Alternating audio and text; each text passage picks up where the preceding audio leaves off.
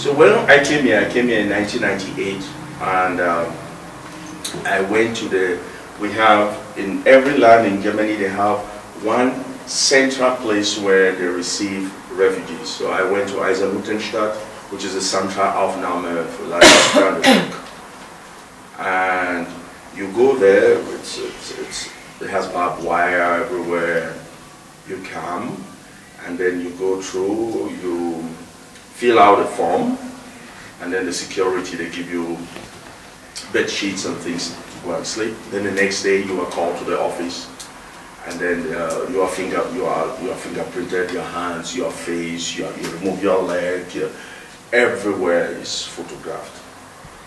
And you are asked to go, then you'll be called again for some kind of questioning, and they will fix a particular date where you will do an interview in the language where you feel comfortable. And this interview, most of the time, depends on the questions which they want. Most of us having no background, no idea about the asylum process. Anyway, Robert. Welcome. Thank you. Having no idea on what the process is, you know, you only depend on rumors, on what you hear from other people who are in the camp, what they tell you, or you have to say, don't say this, don't say that.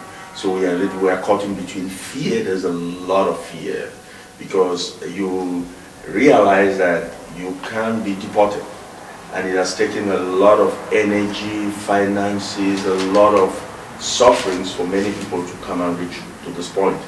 And then now being in this situation where they know that, or people are telling them that if you make any error, you risk to be sent back. So there is a lot of fear in this place. There is no counseling services given by the government. So it's a deliberate act which they do, that you should make an error and then there is nothing you can do after. Yeah. Are they looking more at your language skills and your philosophies, or your knowledge of Germany, or like what do you mean error? Like how can you make an error? They have a criteria on what qualifies to be a successful case, okay, or a non-successful case, which we don't know what these criteria are. Mm-hmm. So normally you were supposed to have been informed what are these criteria, mm-hmm, how you should organize your case, okay, but you are not informed. So you are almost like exposed to any kind of manipulation the judge, mm-hmm, you know, does. Mm-hmm. So most 99% of people who take asylum all become victims of this. Really? Yes, because you don't know what to say. There is nobody who explains to you what you have to say. Mm-hmm. Nobody, mm-hmm, does that. Actually, I think even there is a paragraph in Germany which says that if you try to help an asylum seeker, which you help somebody before an interview, that's considered to be a crime. These transitional homes for us who are found in this Neues Bundesländer, which are the former East Germany that has become Germany, most of the time the former Russian military barracks, the houses, which have been abandoned. Okay. So they are very far away in the forest, very isolated, and you are sent there. It's called, as I said, Übergangswohnheim in Germany. Mm-hmm. It's a transitional home, but that's where you wait for 10 years, 11 years, 14 years. And in this law, all your fundamental basic rights are suspended. You're not allowed to go to school. You're not allowed to work.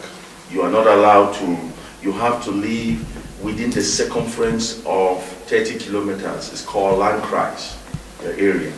There's a law only Germany has, I think in the whole world, it's called Residenzpflicht, which means that when you are sent to an Übergangswohnheim, you have your Anmeldung is taken to be in that place. That is the only place you can live.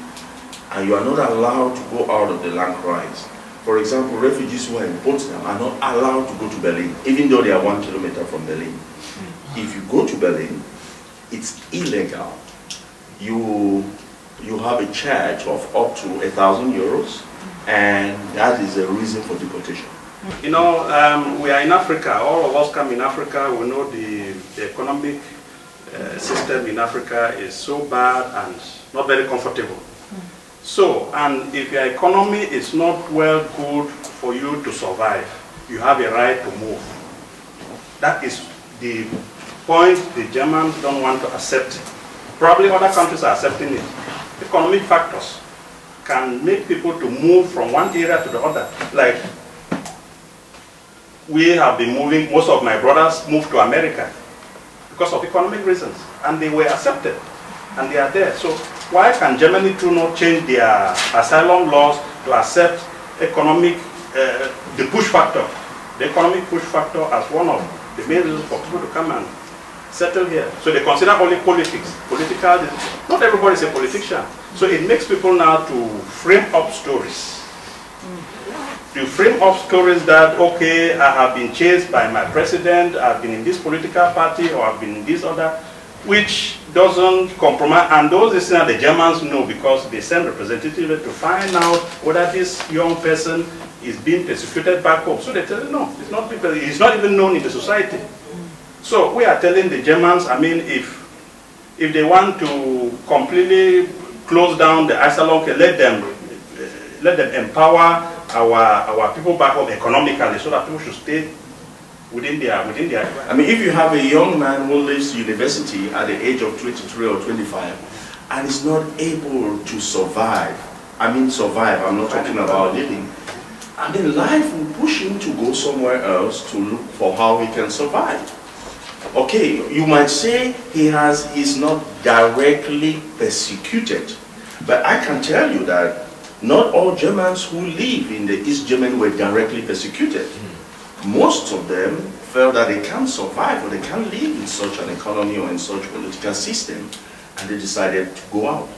We have CIA reports, Amnesty International reports, German Foreign Service reports about the human rights issues in Cameroon, about the governance in Cameroon. It is very clear and evident that the government is incompetent, it's a dictatorial system, and most of the young people cannot really do what they want to do. So what do you expect? The fact of the matter is these young people will go somewhere else. They might not have been directly persecuted, but you don't need to wait until you are killed before you leave the country. And so what is the best means for us to do that was to learn how to use computers. And then I went to the university students in Berlin, in Technical University, and explained them to that refugees would love to come and do some computer classes. So they said, well, we are going to look for a place where you can come and do it. They looked for a place, called me, I went there, and I talked to the people. They said, yeah, that's a good idea. Well, we have only 5 computers here, and we can take only 5 refugees. They paid their transportation monthly card, the university students, and that's how 5 of us started going to Berlin to learn how to use computers. Our idea was to come back to the Heim and see how we can transmit the knowledge to others. So when after 3 months, when we finished the classes, I talked to one of we call them the Heimleiters, the people who run these Heims. You don't have to, I could have taken you to, we were there last time, to one of the Heims when we have the internet cafe. So I talked to her that we have an intention to put computer rooms in each of these refugee homes. And she says, how are you going to do it? I said, well, we have some friends who will help us.